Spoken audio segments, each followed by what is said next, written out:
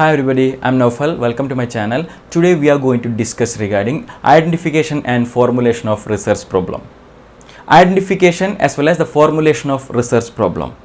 It is the first and foremost step of the research process is identification of problem.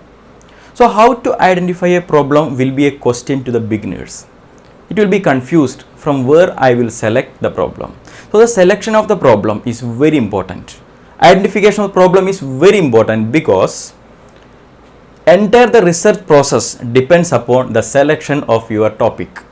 If you are selecting a wrong topic, the research is of no use. So the success of your research study depends upon the identification and formulation of the research topic. Got it? So how to identify the problem? How to identify the problem? It depends upon different sources. From different sources you can identify the problem. We can see in detail. First one is your personal experience. From your personal experience you will get the research problem. Your day-to-day experience you are getting now.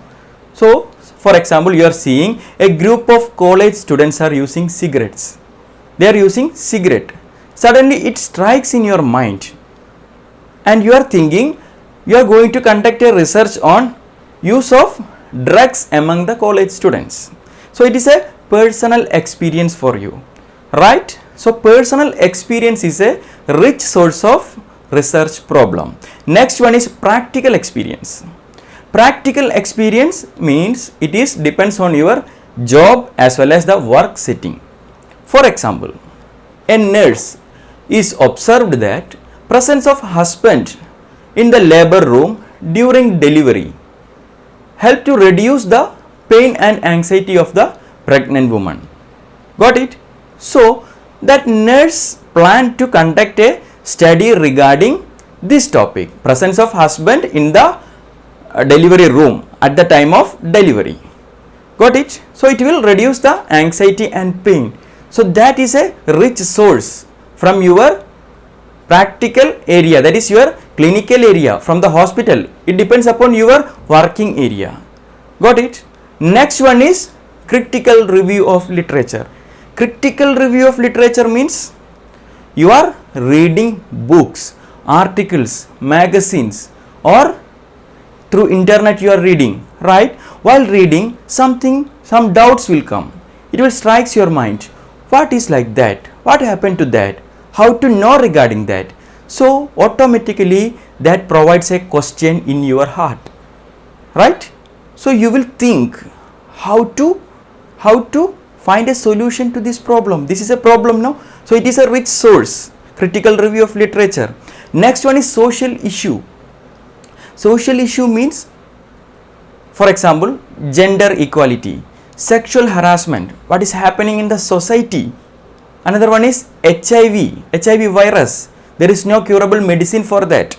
So it is a social issue, right? Alcoholism is a social issue. So from the society also you will get a problem, right? So it is also a source to identify the research problem. Next one is group discussion.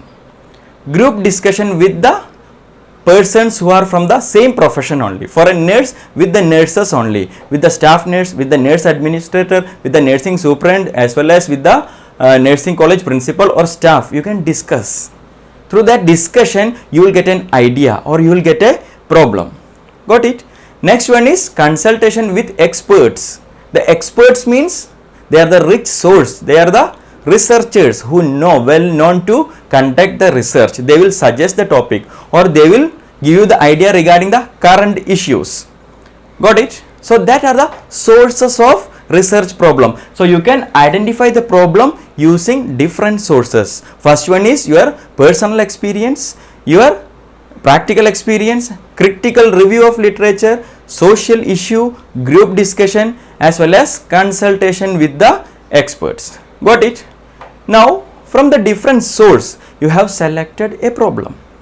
Got it? You have to formulate the problem. No, you have to formulate that problem. How to formulate the problem? To formulate the problem you have to follow some steps. First one is selecting the research topic area. you are selecting a research topic area. For example, here I am telling woman empowerment. Okay, woman empowerment is a topic for you. You are selected woman empowerment. So first step is selecting the research topic area. Got it? So you selected woman empowerment as your topic, right? Next step is reviewing literature. You are reviewing the knowledges regarding woman empowerment through articles, through magazines, through different books, through internet and all. You are reviewing the knowledges. You are collecting the different knowledges related to woman empowerment. And somebody has already conducted the study or not. If they are conducted, means you are reviewing that knowledge also. That is the second step. The third step is delimiting the problem. Here, woman empowerment is a wide topic. It's a broad topic, no? So you have to limit, you have to set a limit. Got it? How you can set the limit? For example, you are setting the limit, that is attitude of woman towards woman empowerment. Attitude of woman towards woman empowerment. Woman empowerment is a big problem. So entire world, globally, you need woman empowerment. So here you are going to conduct a study on attitude of woman towards woman empowerment. So you limited to some women in the areas of Mangalore city.